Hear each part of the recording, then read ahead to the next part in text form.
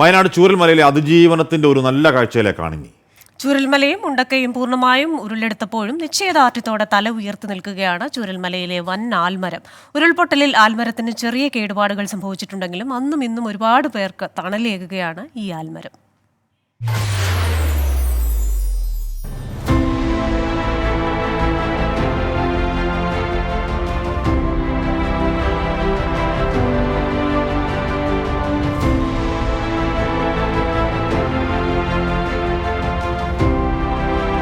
പച്ചപ്പണിഞ്ഞ് തല ഉയർത്തി നിൽക്കുന്ന ഈ ആൽമരത്തിന് പറയാൻ കഥകൾ ഏറെയുണ്ട്. ഒരു ദേശത്തെ മുഴുവൻ ഉരുൾ വിഴുങ്ങിയപ്പോൾ സർവ്വതിനും സാക്ഷിയായി ഈ ചൂരൽമലയിൽ ഇന്ന് ആൽമരം മാത്രം ബാക്കി. ആൽമരത്തിന് മുൻപിലുണ്ടായിരുന്ന അമ്പലമോ മറ്റ് കെട്ടിടങ്ങളോ ഒന്നും തന്നെ ഇന്നിവിടെ ബാക്കിയില്ല.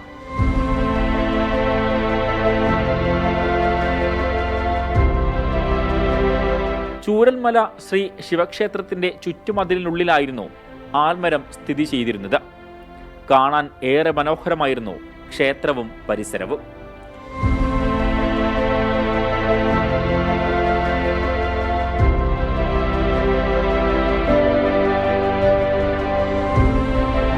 മലവെള്ളപ്പാച്ചിലിൽ ഒഴുകിയെത്തിയ മരങ്ങളുടെ തായ്തടികളും പാറകളുമെല്ലാം ആലിൽ തട്ടിയാണ് താഴേക്കൊഴുകിയത്.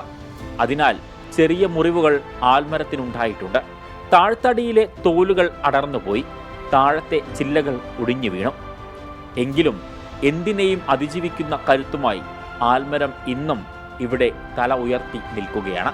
തിരുവനന്തപുരത്ത് നിന്ന് കൊണ്ടുവന്ന് പിടിപ്പിച്ച ഒരാലാണ് ഇതിന്. ഇപ്പോൾ 45 വർഷത്തോളം പഴക്കമുള്ള ഒരാലാണ്. അമ്പലം ഇവിടെ ഉണ്ടായിരുന്നു എന്നുള്ള ഒരു ഭാഗപത്രമായിട്ട് ബാക്കി വെച്ചിട്ട് ദൈവം പോയി എന്നാണ് ഈ നാട്ടുകാരനായി എനിക്കിപ്പോൾ പറയാനുള്ളത്. ഈ ആലിൽ വടം കെട്ടിയാണ് രക്ഷാപ്രവർത്തകർ ചൂരൽമലയിൽ നിന്ന് മുണ്ടക്കയിലേക്ക് കടക്കാൻ സംവിധാനങ്ങൾ ഒരുക്കിയത്. സൈന്യം താൽക്കാലിക പാലം പണിയാൻ പ്രാഥമിക പ്രവർത്തനങ്ങൾക്ക് ആശ്രയിച്ചതും ഈ ആലിനെയാണ്.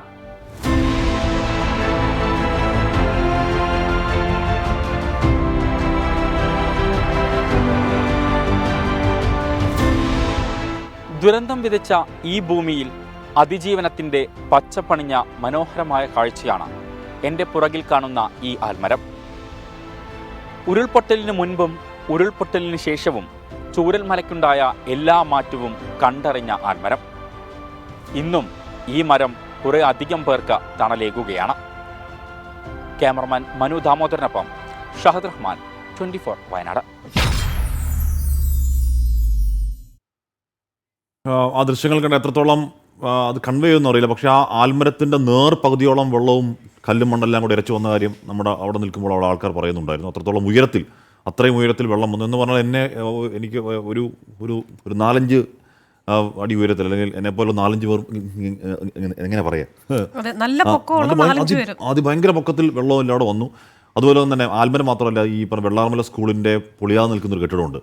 ആ കെട്ടിടം ഇതുപോലാണ്. ആ കെട്ടിടത്തിൻ്റെ ബാക്കിൽ വന്ന് മരത്തിൻ്റെ വലിയ അടിച്ച ശബ്ദം കേട്ടാരൊക്കെ പറഞ്ഞു. പക്ഷേ ആ കെട്ടിടത്തിന് കാര്യമൊന്നും പറ്റിയില്ല. ആ കെട്ടിടം അവിടെ ഇല്ലായിരുന്നെങ്കിൽ ഈ പറഞ്ഞ ചൂരൽമല ടൗണൊക്കെ ഒരു പക്ഷേ അടിച്ചു പോകുമായിരുന്നു എന്ന് പറയും.